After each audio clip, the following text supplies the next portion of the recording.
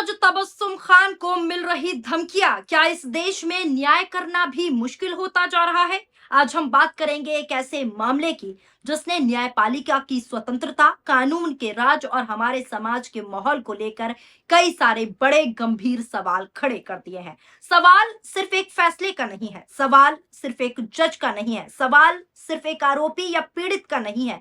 सवाल यहाँ बड़ा है और सवाल ये है कि अगर कोई न्यायाधीश कानून और सबूतों के आधार पर फैसला सुनाता है, इंसाफ करता है, तो क्या उसे उसके धर्म, जाति या पहचान के आधार पर निशाना बनाया जाना चाहिए? क्या उसे टारगेट किया जाना चाहिए? और अगर ऐसा होता है तो फिर कानून का सम्मान कैसे बचेगा? दोस्तों, मध्य प्रदेश के नर्मदापुरम जिले से जुड़ा एक मामला इन दिनों चर्चा का विषय बना हुआ है। ये मामला 2022 में हुई एक मॉब लिंचिंग की घटना से जुड़ा है, जिसमें एक व्यक्ति की मौत भी हो गई थी। कई वर्षों तक चली न्यायिक प्रक्रिया के बाद अदालत ने जो है फैसला सुनाया। अदालत ने 14 आरोपियों को दोषी मानते हुए उम्र कैद की सजा सुनाई। लेकिन फैसले के बाद, ये फैसला जज तबस्सुम खान ने लिया, लेकिन फैसले के बाद जो प्रतिक्रियाएं सामने आई, उन्होंने जो है एक नई बहस छेड़ दी। खबर मैंने आपको दिखाई थी कि 4 साल बाद इंसाफ। मॉब लिंचिंग मामले में एडीजे कोर्ट का फैसला, 14 आरोपियों को उम्र कैद, यानी 14 के 14 दोषियों को उम्र कैद का फैसला सुनाया गया। नर्मदापुरम जिले के सिवनी मालवा तहसील के ग्राम बराखड़ में 3 अगस्त 2022 को गौ तस्करी के आरोप में हुई मॉब लिंचिंग की घटना में अमरावती महाराष्ट्र निवासी नजीर अहमद की मौत हो गई थी। घटना के करीब करीब 4 साल बाद शुक्रवार को एडीजे न्यायिक में फैसला सुनाया गया। एडीजे तबस्सुम खान की अदालत ने मामले में जो है दोषी पाए गए सभी 14 आरोपियों को आजीवन कारावास की सजा सुनाई। जी हाँ, घटना 3 अगस्त 2022 की थी। नर्मदापुरम जिले के सिवनी मालवा के गौवंश तस्करी के शक में कुछ लोगों ने ट्रक ड्राइवर सहित 3 लोगों पर हमला कर दिया, यानी सीधा मॉब लिंचिंग का मामला, जिसमें एक युवक की मौत हो गई थी। दरअसल महाराष्ट्र के अमरावती से एक ट्रक गौवंश लेकर जा रहा था।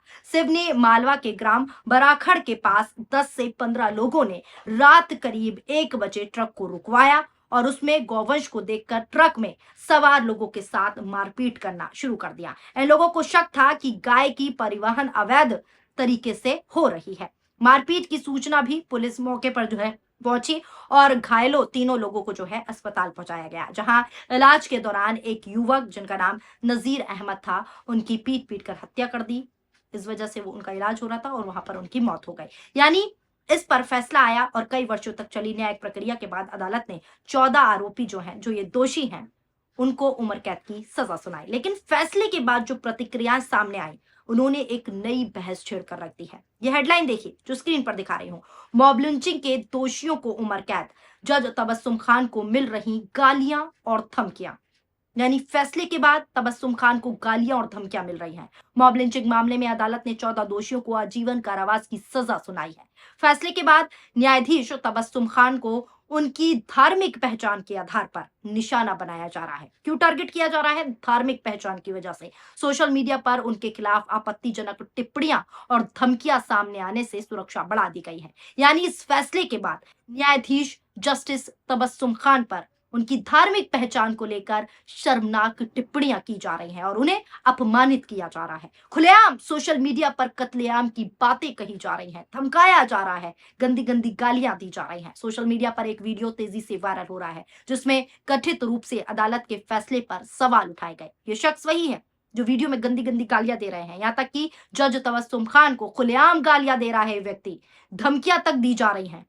वो वीडियो, ये जो है, जो शख्स कह रहा है हम आपको सुनवा नहीं सकते, इतनी गंदी गंदी गालियां दी जा रही हैं कि हम अगर आपको सुनाएंगे तो यूट्यूब के गाइडलाइंस का उल्लंघन हो जाएगा। जज तबस्सुम खान के खिलाफ जो है बेहद आपत्तिजनक, अपमानजनक टिप्पणियां की गई। यह खबर देखिए। मध्य प्रदेश में मुस्लिम युवक नजीर अहमद की मॉब लिंचिंग के मामले में 14 दोषियों को उम्र कैद की सजा सुनाने वाली जज तबस्सुम खान को सोशल मीडिया पर खुलेआम सांप्रदायिक गालियां और नरसंहार की धमकियां दी जा रही हैं। साफ तौर पर कहा जा रहा है कि मुल्ली जज बन गई है। इस तरीके की भाषा, इस तरीके की वर्डिंग यूज हो रही है, इसलिए हिंदुओं को जेल भेजा जा रहा है। साथ ही दोषियों को रिहा न करने पर हिंसा की धमकी भी दी जा रही है। केंद्रीय मंत्री, क्या यही वो माहौल है जिसे आप मुसलमानों के लिए सुरक्षित बताते हैं? कानून के मुताबिक फैसला सुनाने वाली एक जज को उनके धर्म के आधार पर टारगेट किया जा रहा है, उनको निशाना बनाया जा रहा है। क्या इस पर सरकार कार्रवाई करेगी? ये खबर है। अब दोस्तों, हम मानते हैं आप भी मानते हैं आलोचना करना हमारा लोकतांत्रिक अधिकार है, फैसले से असहमति जताना भी अधिकार है, लेकिन गाली देना, धमकाना, हिंसा के लिए उकसाना और धार्मिक नफरत फैलाना अभिव्यक्ति की स्वतंत्रता नहीं कहलाती दोस्तों। ये अभिव्यक्ति की आजादी बिल्कुल भी नहीं है। ये लोकतांत्रिक संवाद नहीं है। ये सामाजिक तनाव को बढ़ावा देने का माध्यम बन जाता है, जिस तरीके से ये वीडियो वायरल हो रही है। लेकिन सवाल यही है, क्या इस देश में अब न्याय करना भी अपराध हो गया है? तस्वीर देखिए, यही वो जज हैं तबस्सुम खान। अब दूसरी तस्वीर देखिए, ये वो हैं जो उनको गालियां दे रहे हैं। तबस्सुम खान एमपी के नर्मदापुरम की डिस्ट्रिक्ट जज हैं और इन्होंने 4 साल से चल रहे मामले में 14 लोगों को सजा सुनाई है और सजा भी उम्र कैद। जैसे ही ये फैसला आया, ये रिएक्शन आया, रिएक्शन आते ही मां बहन की गालियां, साथ ही साथ जान से मारने की धमकियां तबस्सुम खान को दी जा रही हैं। सुन रे मुल्ली, इस तरीके की भाषा का इस्तेमाल वीडियो में साफ तौर पर यह शख्स करता हुआ नजर आ रहा है। जज तबस्सुम खान को इतनी गंदी गंदी गालियां दी जा रही हैं, मैं आपको फिर से कह रही हूं कि वो मैं वीडियो आपको नहीं दिखा सकती। यानी ये शख्स जज को खुलेआम गालियां देता है, पूरे प्रदेश में कत्लेआम करवाने की धमकी देता है, खुलेआम दंगा भड़काने की कोशिश कर रहा है और तो और दंगा भड़क जाए, ये बिल्कुल यही चाहता है। अभी तक इस व्यक्ति का जो है कोई एक्शन नहीं हुआ, इस पर कोई गिरफ्तारी नहीं हुई, कोई कार्रवाई नहीं हुई इस पर अब तक। और अगर कायदे से देखें तो इस पर दंगा भड़काने से लेकर कंटेम्प्ट ऑफ कोर्ट तक की कार्रवाई अभी तक जो है हो जानी चाहिए थी, लेकिन इसका अभी तक बाल भी बाका नहीं हुआ, अभी तक इसका कुछ नहीं हुआ है। तो देख लीजिए क्या हो रहा है इस देश में, किस तरीके के कृत्य हो रहे हैं इस देश में। आम नागरिक तो छोड़िए, जिसने इंसाफ का फैसला किया, न्याय किया, वो बेटी तक सुरक्षित नहीं है। बहुत बड़ी बड़ी बातें करते हैं बेटियों की, बेटी बचाओ बेटी पढ़ाओ, चाहे मोदी हो, चाहे अमित शाह हो या भाजपा की पूरी मंडली हो। तो अब इस बेटी के लिए कोई क्यों नहीं बोल रहा? क्या ये मुस्लिम है इसलिए उन्हें गालियां मिल रही हैं? ये बात सोशल मीडिया पर उठाई जा रही है। सवाल ये भी उठ रहा है कि जो व्यक्ति इस तरीके का कृत्य कर रहा है उसे जेल में होना चाहिए। ये वही नफरती कीड़े हैं, ये वही नफरती लोग हैं जो देश में अशांति फैलाते हैं, दंगा भड़काने का काम करते हैं और हिंदू मुस्लिम एकता की इन लोगों को जो है बर्दाश्त नहीं होती। इसी तरह के कृत्य इसलिए करते हैं। सोशल मीडिया पर अब इसको जेल में डालने की, कार्रवाई करने की सीधी सीधी मांग तेज हो गई है। इंसाफ पसंद लोग जज के फैसले को सलाम कर रहे हैं और साफ तौर पर सोशल मीडिया पर तबस्सुम खान की चर्चा हो रही है और उनके इस फैसले की सराहना हो रही है। लेकिन ये कुछ नफरती चिंटू लगातार दंगा भड़काने, नफरत फैलाने और नफरती लोगों को और हौसला देने से बाज नहीं आ रहे हैं। दोस्तों, भारत की ताकत उसकी विविधता है। ये देश अनेक धर्मों, जातियों, भाषाओं और संस्कृतियों का देश है। अगर हम हर मुद्दे को हिंदू बनाम मुस्लिम के चश्मे से देखने लगेंगे तो सबसे बड़ा नुकसान किसका होगा?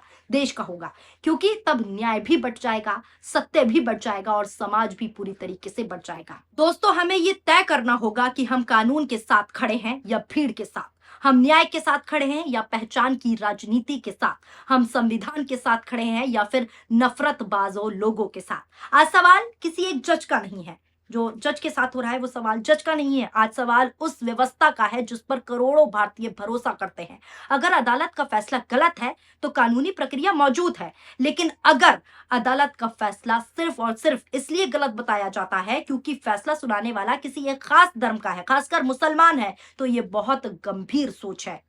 दोस्तों, देश तब मजबूत होता है जब संस्थाएं मजबूत होती हैं, और संस्थाएं कब मजबूत होती हैं? संस्थाएं तब मजबूत होती हैं जब हम उनके निर्णय से असहमत होने पर भी लोकतांत्रिक मर्यादा बनाए रखें। लेकिन यहाँ क्या हो रहा है? न्याय के बाद भी किस तरीके से मर्यादा उल्लंघी जा रही है। इसलिए चाहे कोई भी हो, किसी भी धर्म का हो, किसी भी विचारधारा का हो, अगर कोई न्यायाधीश को धमकाता है, डराता है, गाली देता है, हिंसा भड़काने की कोशिश करता है, तो कानून के अनुसार उस व्यक्ति पर सख्त से सख्त कार्रवाई हो जानी चाहिए। क्योंकि न्यायपालिका पर हमला सिर्फ एक व्यक्ति पर हमला नहीं होता, वो कानून के राज पर बड़ा हमला होता है। अंत में दोस्तों, मैं आपसे इतना ही कहना चाहूंगी, फैसले से असहमत होना आपका अधिकार है, अपील करना आपका अधिकार है, बहस करना आपका अधिकार है, लेकिन नफरत फैलाना अधिकार किसी कीमत पर नहीं है आपका। धमकी देना अधिकार नहीं है आपका। धर्म के आधार पर किसी को अपमानित करना अधिकार नहीं है।